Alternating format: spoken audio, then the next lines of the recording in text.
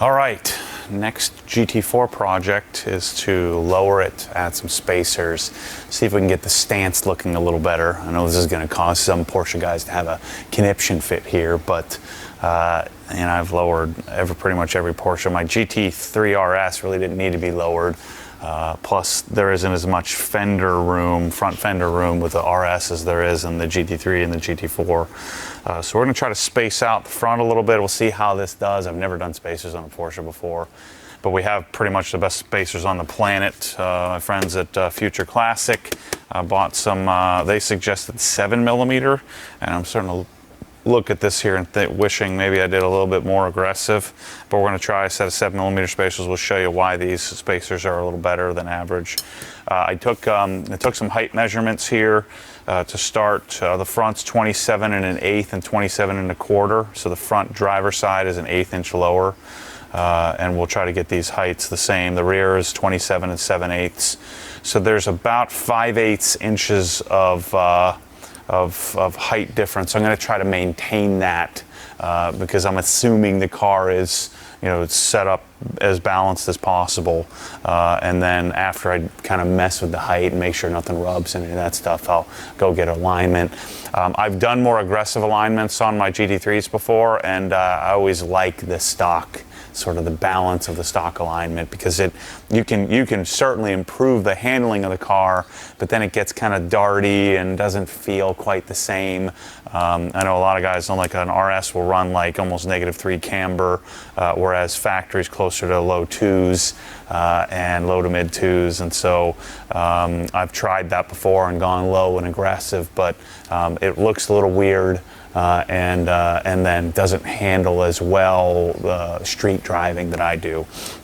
So I don't want to mess up the car, but we can certainly improve it, improve the look of it without really sacrificing much, if really any function. You have to remember, so those of you purists out there that think Porsche engineers are infallible, a Porsche engineer is going to lower the car if they own it. So just keep that in mind, is that the cars are set up for street driving for average people. They don't want people breaking front lips and stuff like that. And so you can lower the car, improve performance, improve the way it looks on pretty much any car, even an infallible Porsche. So we're going to do spacers. If you're going to do spacers, you need extended lugs. So you need new lug bolts. So Future Classic provides those. The other thing I love about Future Classic spacers is that they provide you with a hub screw. And I don't know if it's going to work on the Porsche. I don't know if there's a hub screw spot with the carbon ceramics, but we're going to see. We're going to see if it has that. On BMWs and stuff, it's nice because you can put the hub screw on, which locks the spacer on, which means it doesn't fall off. They also provide you with some carbon anti-seize paste, not carbon, copper anti-seize paste to put along the backside to help keep this from seizing up. So we'll see how much lower we go, how much lower we can go. But let's get the car up in the air. We'll take the wheels off and kind of work through this. I'll also show you, I want to maintain the factory rake. And so I'm going to have to keep these heights pretty close to 5/8 of an inch. If you put this on the door sill, I put the level on the door sill, the floor here, the lift is perfectly level. And so the car has a tiny little bit of rake backward, according to the door sill. So I'm going to try to maintain that same height, that same, rake of the car. So let's get moving.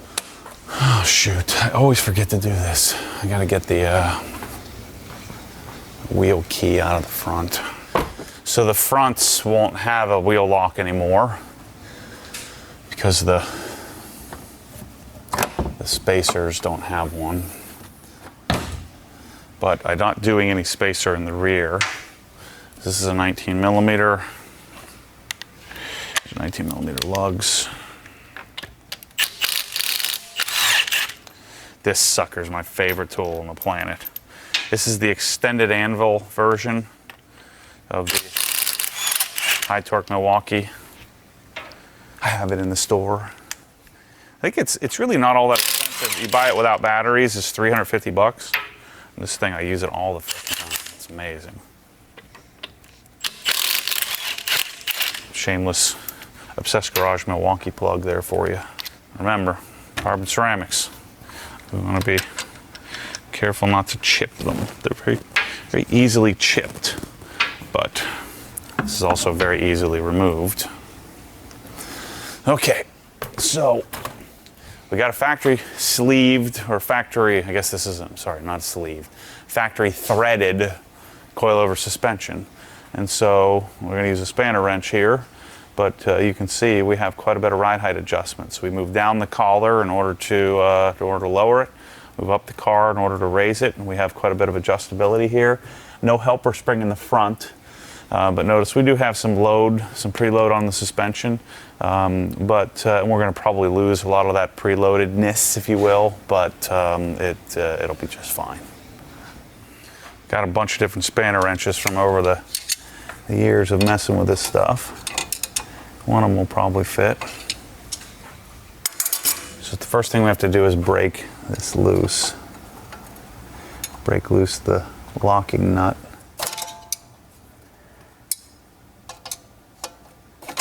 There we go. The other thing I like to do here is blow this out. Nothing quite like having air on demand.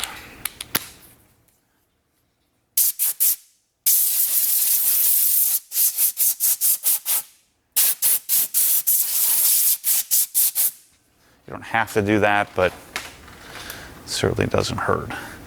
Yeah, so I wonder if we'll be able to take these off and then put our spacer on and lock it on there, because it doesn't have a traditional hub. We'll play with that later. Let's set our height. So let me get a caliper. Got the new Sonic Digital one, I just don't know what I did with it. It's up in the boxes of a million different things. So actually, let me take the other wheel off here first. I'll have both wheels off and I can set them up the same.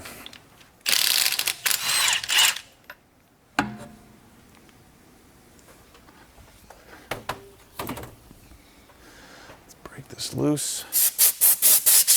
Awfully clean under there. The greatest part about these things, these Prevost fittings, is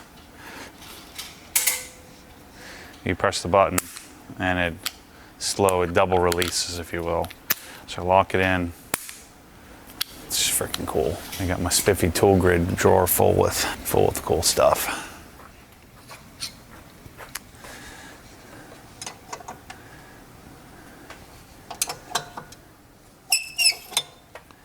And we'll break that loose. Okay, so let's see if we can figure out why the height's a little different here. This car's sitting 1/8 of an inch different on each side. Let's just go down. So I'm going to measure off of this line right here. That's where I'm going to measure off of. Stock height, that measurement is 57.5 millimeters, 57.25. I guess you don't have a 58. Just write that down. So 58 millimeters from the bottom of the spring perch to this little line here, the front of the line of the, whatever that thing's called. The other side is identical. And yet the car's still sitting 1/8 of an inch different in height. Okay, so now, I don't know how if this translates exactly. So if I let's lower this 10 millimeters, and then we'll see how that translates to height on the car.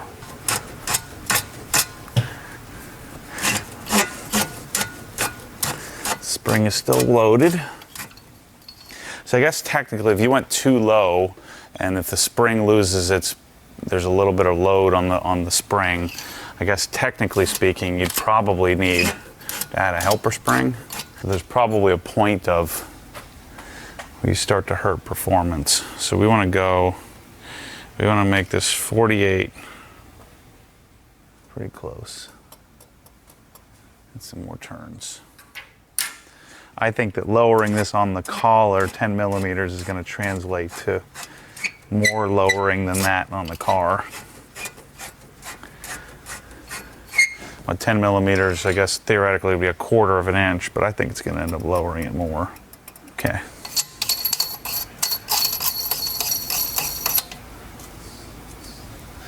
So you can see we lowered it on this collar quite a bit. Now, just in case we got it right, I'm going to lock it down.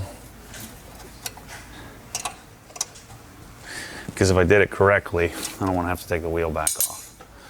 All right, while we're over here, let's see what our spacer looks like here on this thing.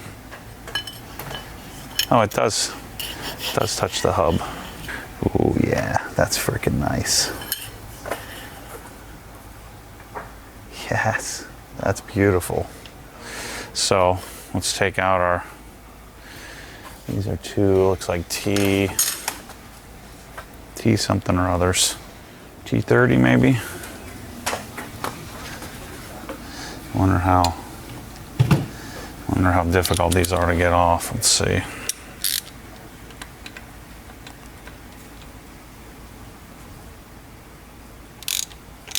Nice. I wondered if I was going to need to get an impact tool out. Might need to get in to press the brake. No, we're good.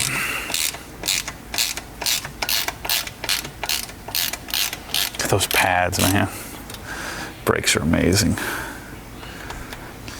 So we'll keep these somewhere nice, safe. Then take a little bit of copper paste.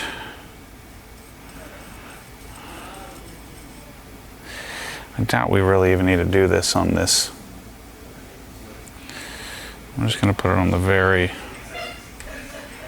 perimeter here.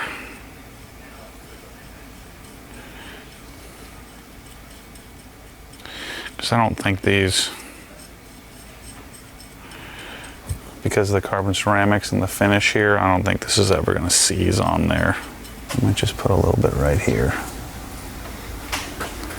Oh, got it in my hand. So we'll just put a little dab on the edge of the hub here. It's one of those things that less is more.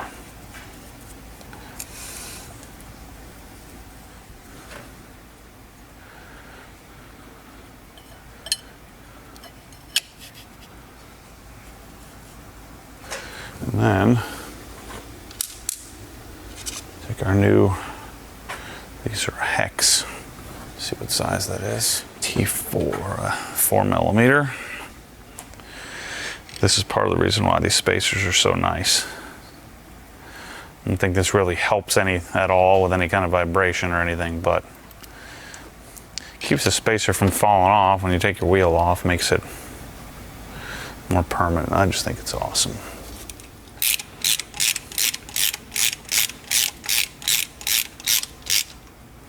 Looks pretty. Now, we also have to keep in mind now we've cut into the hub. I don't know how much that does. Keeping the wheel, I would think not much for keeping the wheel in place. So we're going to find out if we have any kind of vibration or anything. Now it's going to be a little more difficult to hold the wheel on. Oh, shoot. Wrong bolts. Oh boy, oh boy. Yep. Yes, we just have to be more careful with holding this thing on here. Because these are wheel bolts, not lugs or stud lug combo, I'm gonna put all of them in, even though I'm probably gonna take the wheel right back off, especially since there's not much hub touching anymore. So some of you are probably yelling at the screen about spacers, and I've had really great success with spacers for a long time. So I don't think there's any real negative. As long as they're really quality, then you generally don't end up with any kind of wheel shake or anything, but we'll see. We'll see how it goes. I think maybe Maybe we stick with 7mm so you still end up with a little bit of that. You know, I don't know how important the hub is on these cars. Again, I've never dealt with spacers on a Porsche before. So let's do the other side now.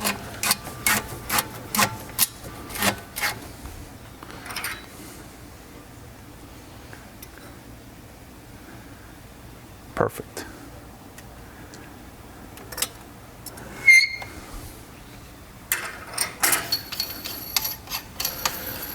Get my spanners.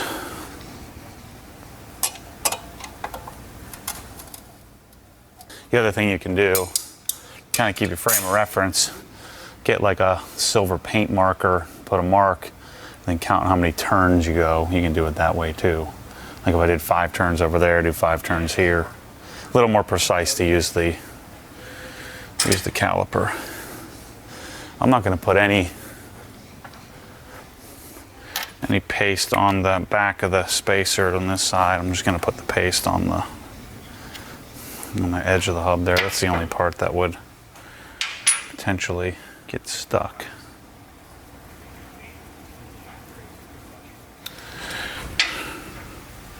Take our rotor bolts off. So I'm like about to have to strip that thing out. I have the right angle here.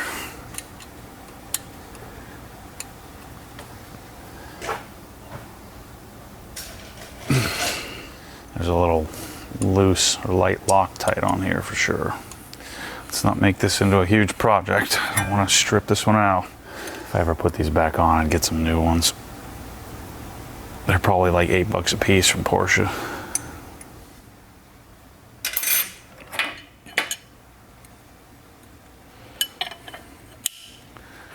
Well done, future classic. Well done.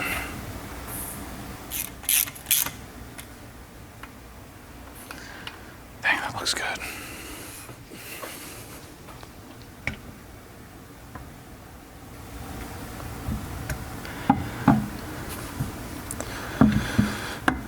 See, having the spacer fixed makes it way easier to spin the wheel into place as well, because then the spacer doesn't move around. So remember, don't put the old bolts back in, and look at the difference. It's a good 10mm longer, so don't use the old ones. All right, let's do the rear. No spacer in the rear, but we're gonna adjust the height 10mm the same, see what happens. So I think I'm just going to get rid of the wheel locks altogether. And I don't have them on the front, so the front and rear have the same bolts, same length bolts. Should have lowered this yesterday when we were doing the axle pipes. I'll do a little bonus footage for you here. I'm going to disconnect the valves as well. Put them in here. I'm going to disconnect those and see how it goes. Okay, so take our spanner wrench. Let's get our initial measurement here. Yeah, I knew that was going to happen. Gosh, that hurts. Oh.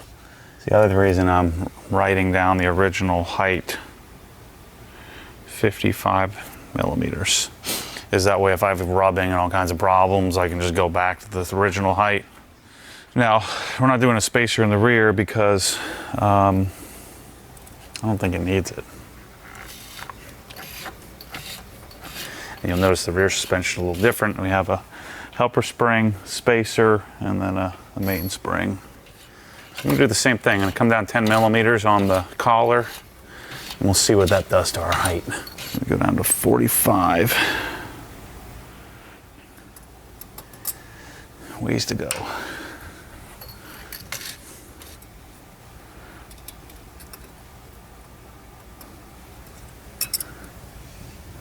Funny, it says 997 on there. Bilstein 997. The helper spring.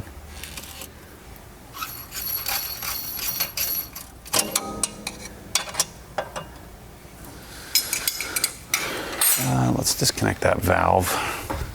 I want to see what that does. It thinks you can't see if they're open. they should be open. Because when I turned the car off, it was open. So the way to do this is just pull the line off. It's a lot more secure than the GT3s. GT3, there we go. I was gonna say, I can just pull it off. Just put a little screw in there. Tuck it up in here. That's all we need to do. We'll see if we get all kinds of drone. I'm just gonna put a little stainless screw in the vacuum line to keep it from sucking up any junk. So I do have a valve controller that I'm gonna install, but I just want to see what it does. Because the issue that's even worse than the GT3 is that the valves open at like 3,700 RPMs, but the taller gearing in this car, gearing is way different, way longer. And so you don't spend as much time above 3,700 RPMs as you do in a GT3. So the valves are like hardly ever open. It's annoying. I'm gonna get rid of the valves altogether. But we'll see if it drones crazy. I don't think it's going to, but we'll see, because I'm pretty sure my Carrera S, when we disconnected the valve, or when I opened the valves or pressed the PSE button, that the valves opened all the time. And this is, a Carrera S engine. So we'll see. My guess is we're not going to be low enough. We're going to have to take them all off again.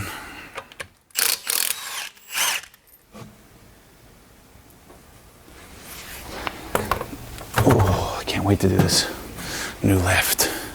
I guess I can wait, considering it's been sitting here for a few days and I haven't done anything with it yet.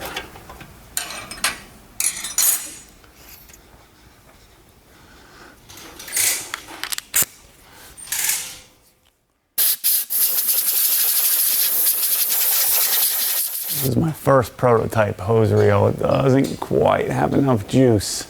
That's why we ended up doing different springs. So that's the thing. I mean, I know people will freak out about me making this statement, but I don't even know if we really even will need to align it. We adjust it the same, and we don't go super low.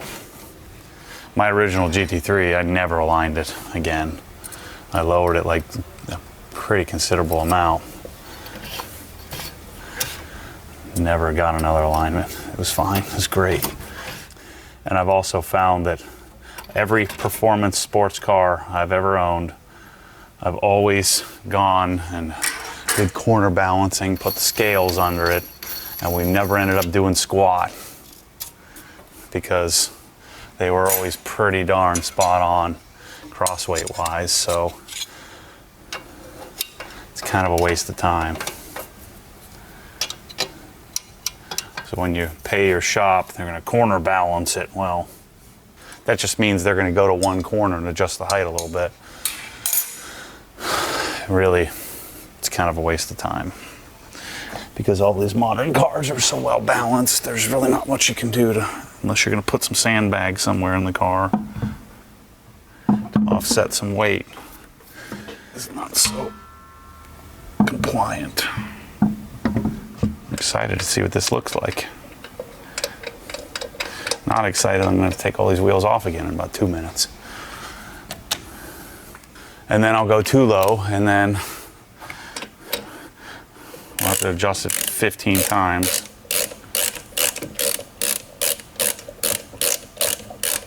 So theoretically, if we maintain, I just don't know if that translates exactly, but if I maintain lowering it the same front and rear, will that maintain the same rake? Which, again, I don't think this car really has any rake. It's pretty level. Again, all this is unsubstantiated, and I'm not going to go track testing and see if my times are any faster or slower from this. This is more about, I don't want to mess up the car. I don't want it to feel like crap, but I want it to be lower. All right, let's see what we got. Problem is, I'm not going to be able to get it off the lift. It's going to be too low.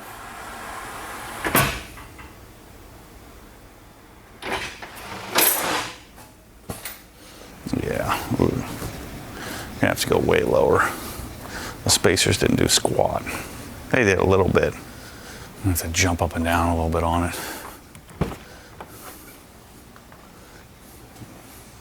Again, driving it around will make it settle too.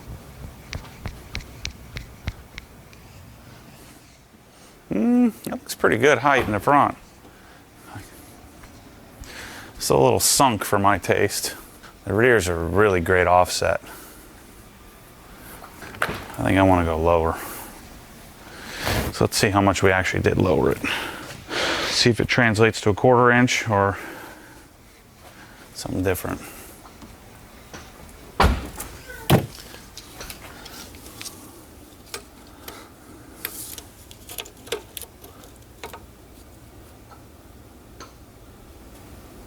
So we're 26 7/8. And what were we before? 27 1/8. So we moved it a 1/4 inch. So that is a perfectly correlated transition. And this side is at 27. So still an 1/8 inch. Yes, that's 27, so that's a 1/4 inch. So yeah, that 10 millimeters would be divided by 27, 25.4 would be roughly a 1/4 inch. And this is 27 7/16. So I moved it down 7/16. So almost a 1/2 inch. So the rear went down a 1/2 inch. Let me see what it looks like. Wow, looks way better. Just a 1/4 of an inch. I don't know. Should I leave well enough alone? Or should we slam her? I don't know, does the hub matter with wheel bolts? I think it still does. We moved the 1/2 inch in the rear and a 1/4 inch, so we lost a 1/4 inch of our 5/8 inch. So 1/4 inch is what, 2/8. So we still have 3/8 inch of rake, whatever that ended up being. So now theoretically we lost our level. Yeah, it did change a little bit. Now it's perfectly level on the, assuming the door sill is level, because we lowered a little less in the front than we did in the rear. And you figure it might settle a little bit. Let's go get some. Let's get some public opinion. It really didn't look like you did anything. No, it does. You guys are nuts. You didn't see it. You didn't look at it before. I think it looks good.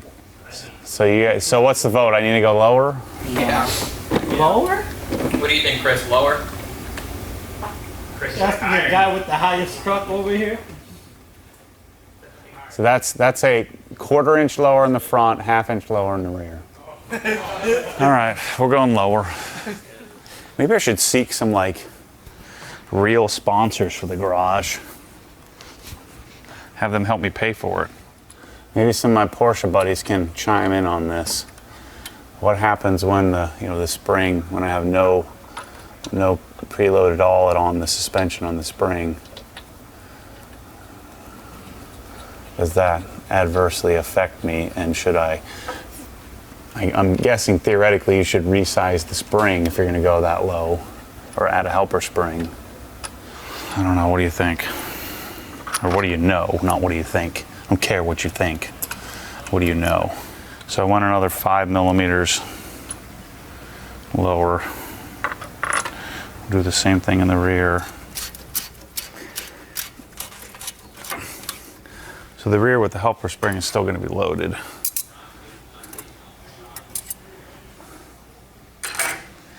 But I mean, when am I ever going to get to full droop?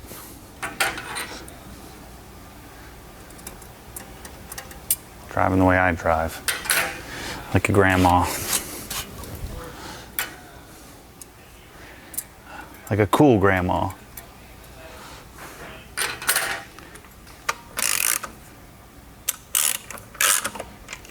If we did, so theoretically we would have gotten another 1/4 in the rear, and another 8 in the front, according to that. Same formula here. This always makes me want to buy new lugs after I get the car all set up, because they all get jacked up a bit. All right, let's see what that did.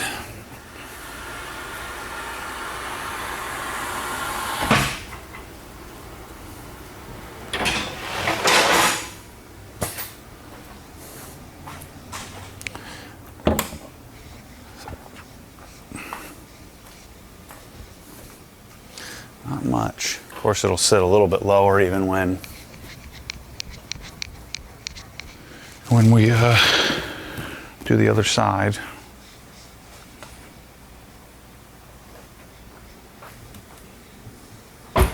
Yeah, I'm gonna leave it at that. It's very sophisticated low.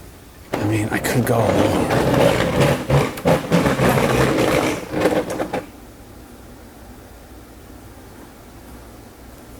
Still not flush. But spacer did help a little bit. Gosh, I could still go lower in the rear.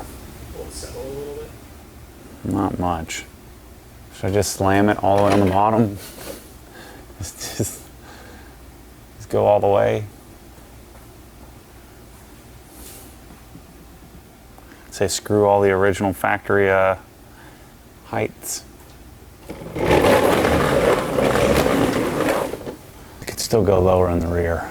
I like the front height. All right, I'm gonna keep playing with this and I'll come back to you in the video, let you know what we end up with. I could be here for a while, decide what I wanna do. I gotta go test out the spacers. Can't decide what to do. Well, from this angle.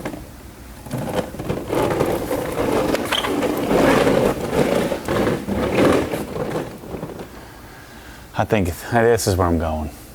Let me lower the other side. This is where I'm gonna stay. Shouldn't see any negative effect from this. Okay, so that's a wrap. Car's lowered. I ended up settling on, so I'm 11/16 of an inch lower in the front and 10/16 of an inch lower in the rear, which seems a little bit off there, but yeah, that's correct. So I'm a little bit more than a ½ inch in the rear and almost 3/4 of an inch in the front, which seems a little bit weird because when I did the first lowering, I got more lowering in the front, or yeah, the front was lower than the rear. Anyway, I like the height. This is where we're gonna go. I have a little less than a finger gap there. Same thing in the rear. The spacers did bring it out a little bit, but we're clearly still gonna have it. Looks more GT3-like now. This is about the amount of fender sunk that we have on the GT3, and I don't think we could really run much bigger of a spacer, because unless the spacer had its own hub to work with, and I don't think that would work really well. So yeah, I'm going to drive it around. I'll be sure to update you on that. I'm going to probably make a thread on Renlist, but in case you're wondering, here's what all my goofy calculations look like. So yeah, looks good. I'll let you know how it drives, and shouldn't really affect much. I found that all the GT cars that I've lowered really haven't affected it much, and so as long as it drives straight, doesn't shake, I don't even know if I'll go get an alignment anytime soon. But anyway, thanks for watching. I think this is the last major project I have on the GT4 for now, but I'm sure I'll dream up some other stuff. I have some more exhaust stuff coming too. So anyway, catch you on the next one. Thanks for watching. See you soon.